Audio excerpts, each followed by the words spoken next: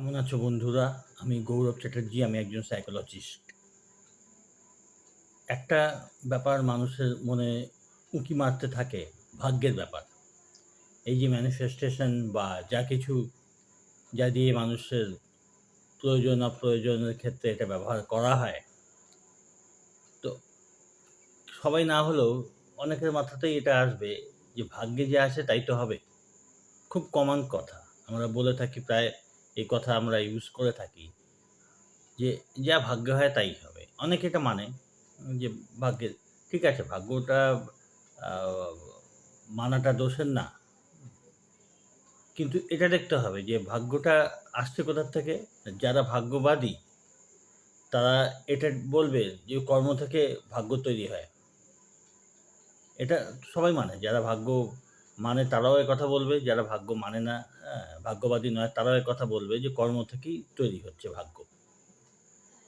আচ্ছা, তো অনেক কিছু দেখা যায় যে ভাগ্যের চক্রে কিছু একটা হচ্ছে। তো বলা হবে এই ধরনের কাজ তো আমি করিনি বা এই ধরনের চিন্তা করিনি। অ্যা তাহলে এরকম কেন ভোগ করতে হচ্ছে?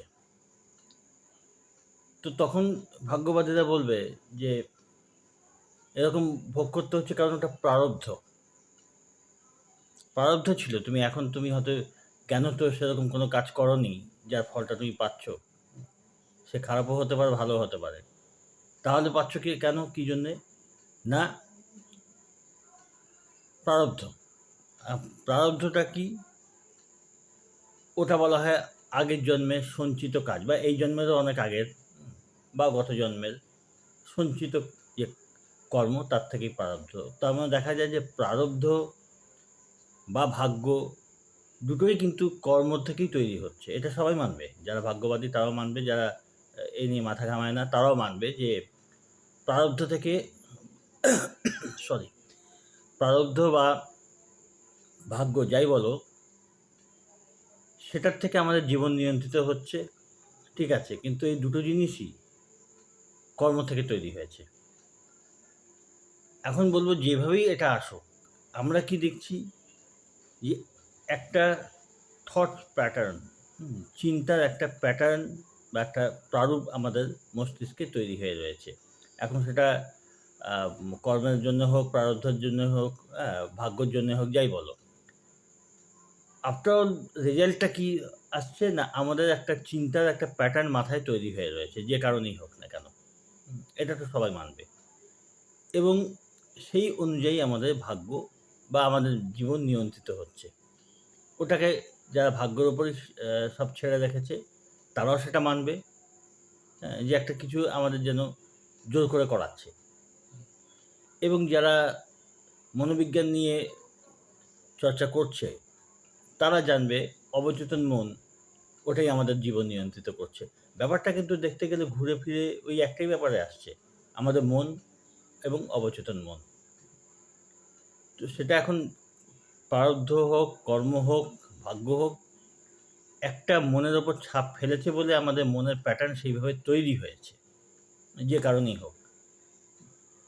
এবং সেটা আমাদের অবচেতন মনে একটা প্যাটার্ন তৈরি করার জন্যে সেইভাবে আমাদের অবচেতন মন সেটাকে সেইভাবে ডাইরেক্ট করছে আমাদের লাইফকে। আমরা সেইভাবে চলছি। সাধারণ ব্যাপার। ওই জন্যে যারা ভাগ্যবাদী তাদের কথা বলছি না, যারা বিজ্ঞানমনস্ক এগুলো মানে না তাদের কথাও বলছি না। কিন্তু একটা কথা সবাই মানবে, যে কারণেই হোক অবচেতন মন প্রভাবিত হয়েছে, হ্যাঁ? তাই সবার ভাগ্য আলাদা, আলাদা কেন না, সবার মন আলাদা, আলাদা। সবার থট প্যাটার্নস যেগুলো, সেগুলো সবার মানে প্রত্যেকটা মানুষের এক ধরনের চিন্তার প্যাটার্নও নয়। তো আফটার অল আসছে কি? ব্যাপারটা এটাই আসছে যে আমাদের মস্তিষ্কে যেরকম একটা চিন্তার প্যাটার্ন, যেরকম একটা সিস্টেম তৈরি হয়ে রয়েছে, প্রোগ্রামিং হয়ে রয়েছে আমাদের অবচেতন মনে, আমাদের জীবন ওইভাবেই তো চলছে। আচ্ছা, এখন এটা যদি আমাদের মন মতো না হয়, যদি আমরা এটাকে যদি চেঞ্জ করতে চাই, তাহলে কি হবে? না, সেই মতো আমাদের চিন্তার প্যাটার্নকে চেঞ্জ করতে হবে।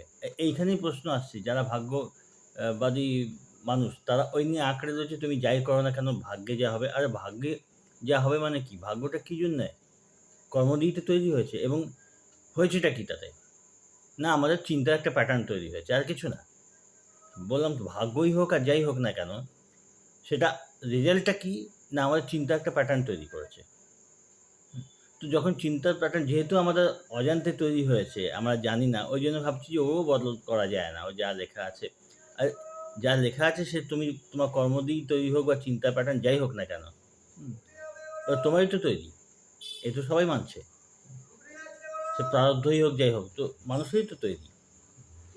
তো যেহেতু আমাদের অজান্তে হয়েছে, ওই জন্য আমরা এই নিয়ে বিশেষ কিছু জানি না, তাই আমরা ভাবছি যে সবই আমাদের মানে হাতের বাইরে। কিন্তু চিন্তার প্যাটার্নটা চেঞ্জ করতে গেলে তো নিয়ম ওঠেই যে নিজেকে চিন্তা প্যাটার্ন তৈরি করতে হবে, অন্য চিন্তা প্যাটার্ন, যে চিন্তার প্যাটার্ন বা যে চিন্তাধারা আমাদের হেল্প করতে পারে। এবার ওটা পুরনো জিনিসটাকে সরিয়ে নতুন চিন্তা প্যাটার্নকে আনতে হবে। সেক্ষেত্রে কী করতে হবে না, ওই সঠিকভাবে চিন্তা করা বা যেসব টেকনিকগুলো বলা হয়, এখানেই আসে ম্যানিফেস্টেশন টেকনিক। আর এটাতে লোকে বিশ্বাস আনে না এই জন্য, যেহেতু আগে বিশ্বাস স্থাপন করতে পারে না। তার কারণ হলো যেহেতু আগে সেই যেই থটস প্যাটার্ন যেসব তৈরি করেছে সেগুলো অটোমেটিক্যালি হয়ে এসছে।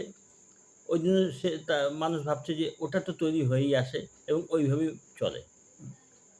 এখন যেটা করতে হবে সেটা ইচ্ছাকৃতভাবে থটস প্যাটার্ন চেঞ্জ, এইটি মানুষের কাছে নতুন মনে হয়। আগেগুলো যেহেতু সে নিজে তৈরি করেনি, মানে তৈরি করলে অজান্তে চিন্তার প্যাটার্ন তৈরি করা, যেরকম কর্ম করা, যেসব কর্ম করলে যেরকম চিন্তার মধ্যে প্রভাব পড়ছে, তৈরি হয়েছে, সে নিয়ে যেহেতু মানুষ সেটা ইচ্ছাপূর্বক করেনি, ওই জন্য ভাবছে ওটা একটা অন্য জিনিস, লেখা হয়ে গেছে ওইভাবেই চলবে। সে লেখা কী লেখা হয়েছে? যেরকম কর্ম করেছি আগের, যেরকম চিন্তা আমাদের মনের ভেতরে নিয়েছি আমরা কর্মের দ্বারা, বাক্যের দ্বারা, চিন্তার দ্বারা, সেরকম চিন্তার প্যাটার্ন তৈরি হয়েছে, হ্যাঁ? সেটাই তো ভাগ্য হয়ে সামনে আসছে।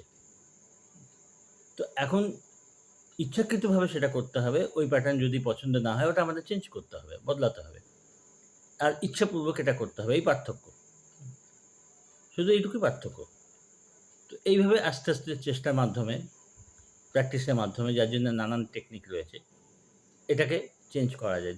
যার থেকে দরিদ্রতা, হ্যাঁ, তারপরে স্বাস্থ্যহীনতা, এই যা কিছু, ওটা পুরনো চিন্তা প্যাটার্ন থেকে তৈরি হয়েছে।